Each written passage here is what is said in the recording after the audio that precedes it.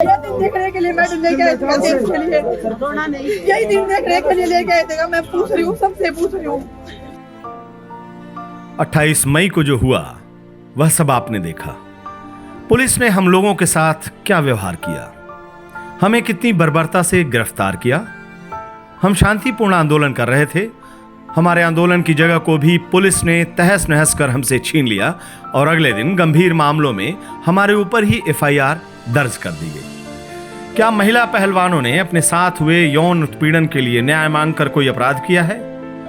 Police और तंत्र हमारे साथ अपराधियों जैसा व्यवहार कर रही है, जबकि उत्पीड़क खुली सभाओं में हमारे ऊपर फप्तियां कस रहा है। टीवी पर महिला पहलवानों को असहज कर देने वाली अपनी घटनाओं को कबूल करके उनको ठहाकों में तब्दील कर दे रहा है। यहां तक कि पॉस्को एक्ट को बदलवाने की बात सरेआम कर रहा है। हम महिला पहलवान अंदर से इतना ऐसा महसूस कर रही हैं कि इस देश में हमारा कुछ बचा ही नहीं है।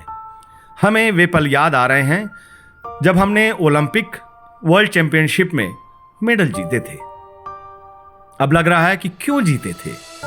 क्या इसीलिए जीते थे कि तंत्र हमारे साथ ऐसा घटिया व्यवहार करे, हमें घसीटे और फिर हमें ही अपराधी बना दे?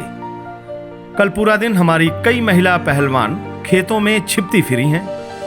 तंत्र को पकड़ना उत्पीड़क को चाहिए था, लेकिन वह पीड़ित महिलाओं को उनका धरना खत्म करवाने, उन्हें तोड़ने और डराने में लगा हुआ है। अब लग रहा है कि हमारे गले में सजे इन मेडलों का कोई मतलब नहीं रह गया है। इनको लौटाने की सोचने भर से हमें मौत लग रही थी, लेकिन अपने आत्मसम्मान के साथ समझौता करके भी क्या जीना? यह सवाल आया कि किसे लौटाएं? हमारी राष्ट्रपति जी को, जो खुद एक महिला है। मन ने ना कहा, क्योंकि वह हमसे सिर्फ 2 किलोमीटर दूर बैठी सिर्फ देखती रही, लेकिन कुछ भी बोली नहीं। हमारे प्रधानमंत्री को, जो हमें अपने घर की बेटियां बताते थे, मन नहीं माना, क्योंकि उन्होंने एक बार भी अपने घर की बेटियों की सुध बुध नहीं ली, बल्कि नई संसद के उद्घाटन में हमारे उत्पीड़क को बुलाया। वह तेज सफेदी वाली चमकदार कपड़ों में फोटो खिंचवा रहा था। उसकी सफेदी हमें चुभ रही थी, मानो कह रही हो कि मैं ही तंत्र हूं। इस चमकदार तंत्र में हमारी जगह कहां है? भारत के बेटियों की जगह कहां है?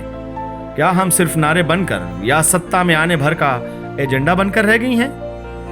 ये मेडल अब हमें नहीं चाहिए, क्योंकि इन्हें पहनाकर हमें मुखौटा बनाकर सिर्फ अपना प्रचार करता है यह तेज सफेदी वाला तंत्र, और फिर हमारा शोषण करता है। हम उस शोषण के खिलाफ बोलें तो हमें जेल में डालने की तैयारी कर लेता है।